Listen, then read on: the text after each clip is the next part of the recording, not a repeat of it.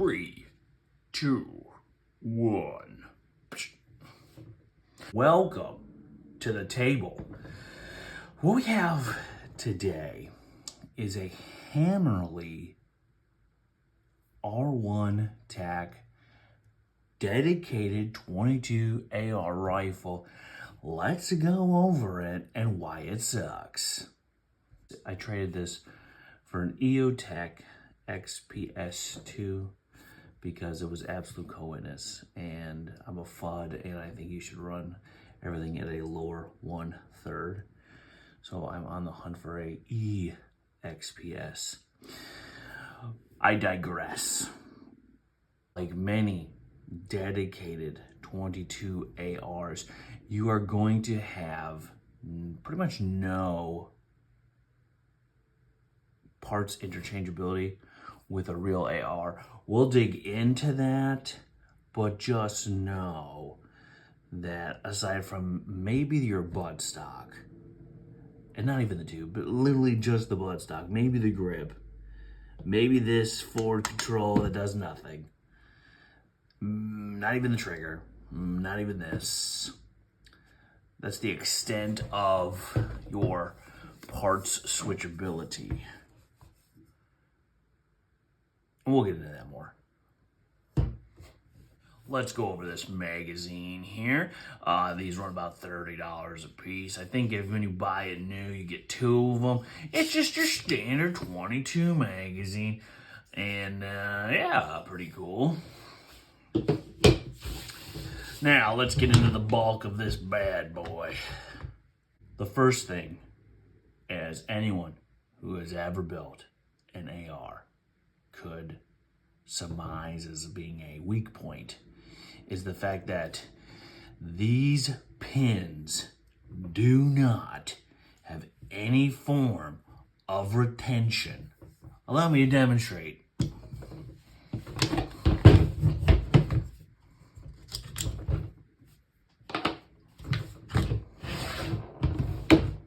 I mean, come on. Okay, let's put the upper to the side. That's just a BSA Sweet 22 duplex sight 3x9. Alright, nothing special, you're not missing anything. Let us investigate the lower. We have your standard A2 grip, like your standard Glock boy stippling on it. This is produced by Walther, so whenever you see one, no, we'll inflate the price. The buffer tube is mil spec, okay? Has multiple positions. Here's the kicker on that. It does not thread all the way in at all. It looks nice on the exterior, but there is a Allen key that is just hanging out in there.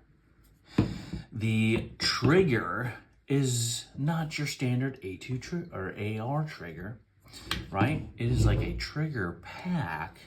And while my research has produced the fact that there could be upgrades to it, right? They're not. And that bad boy, it has about a 16-pound trigger pull. Your magazine release, non-standard.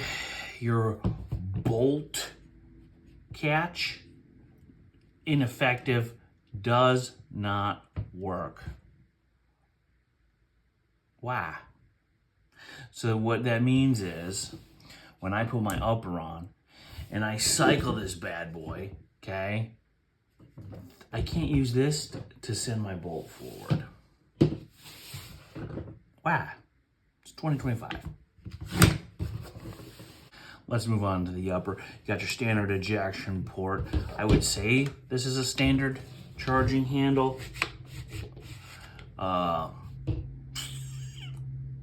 What I've seen online is you could grab this, yank the whole thing out. That includes the barrel, like the barrel liner, okay? The rail itself is held on by a couple screws. It is M-lock because I believe this is their tactical version. We do have some QR, okay? here and here.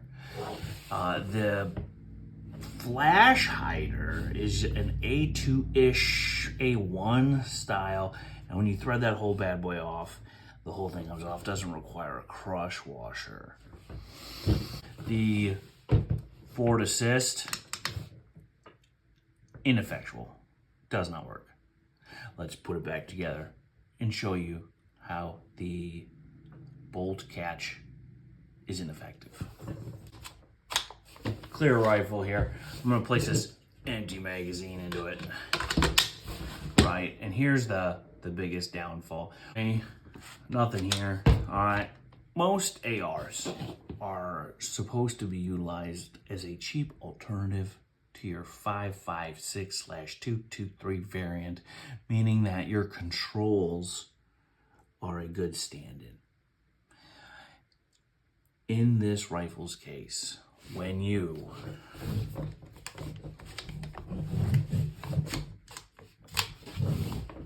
lock the bolt back on your standard AR, depressing this would send it forward. On this rifle, that's not the case. You have to physically drop the magazine, okay? And then actuate the charging handle to allow that bad boy to go home. Another thing, and I'm just nitpicking here, is you have to physically push that in at like 10 foot-pounds in order to effectually close it. And like I said, we're just gonna do and you're not supposed to, because you know it's a 22, but this trigger pull here, horrific. Nothing like a Ruger Mark II with a long target barrel. I can do a video on that if you so choose. It's one of my, I think in every person's collection, you should have a 22. Thank you guys for joining us today.